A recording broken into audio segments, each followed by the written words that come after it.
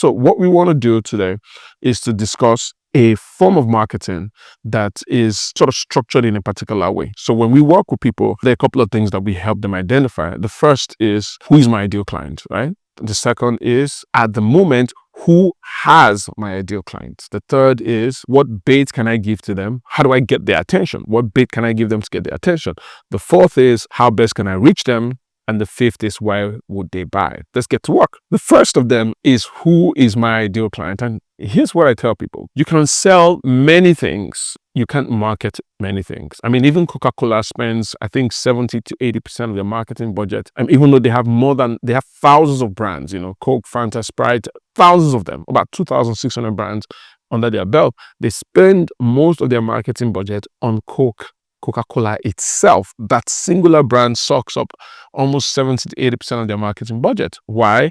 Because even though you can sell many things, you can't market many things. It's better to market only one thing. And because marketing allows you, targeting a small group allows you to understand who these people are, right? Know who you should be targeting.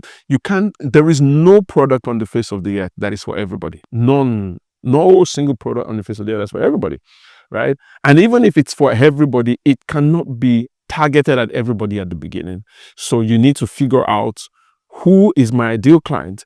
Now, who are the kind of people that I want to do business with, right? Where would they live? If they lived in Lagos, where would they live? If they lived in the UK, where would they live? If they lived in, the US, what states are they most likely going to live? If they live on the mainland, where do they live? They live on the island, where do they live? What do they do, right? What do these people do? The kind of people that are most inclined to buy what you're selling, irrespective of what it is, there are certain things that they do. Are they tech bros? Are they offline businesses? Why? Because you need to understand what they do. What do they earn? If the price point of what you're selling is $10,000 or 5 million, guess what? It's not everybody that can buy it, right? Don't give me all that bullshit talk about, there's 220 million Nigerians. There is no 220 million Nigerians for any single business. If you're in a restaurant business and you serve very low-end food, you can access 70% of the population. If you serve very high-end food, there's only a small group of people that can afford you. If you sell shoes and your shoes is over 250,000 naira a pair, there's only a certain amount of people that can afford you. If you sell houses and it's over 100 million naira, there's only a certain amount of people can afford you, right? So what people earn determines whether they can afford you or not. What is their worldview? What is their worldview, right? I'll give you an instance. Some of you, for example, maybe in real estate, right? And then you post reels and you post, all this stuff. And maybe you're a Christian.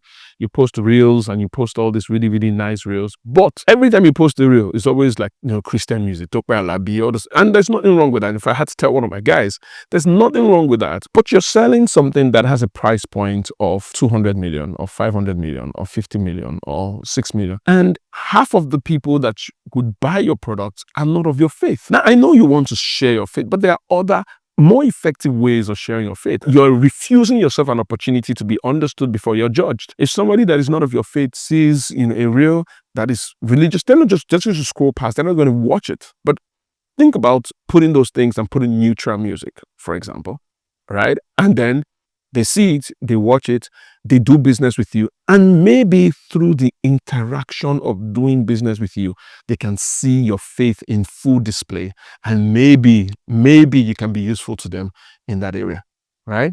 So you want to present your business in a way that does not offend people's worldview, because you want to have a chance to do business with them, right? So what is their worldview and how best can we reach them?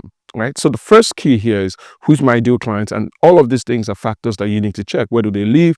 What do they do? What do they earn? What is their worldview? And how best can you reach them?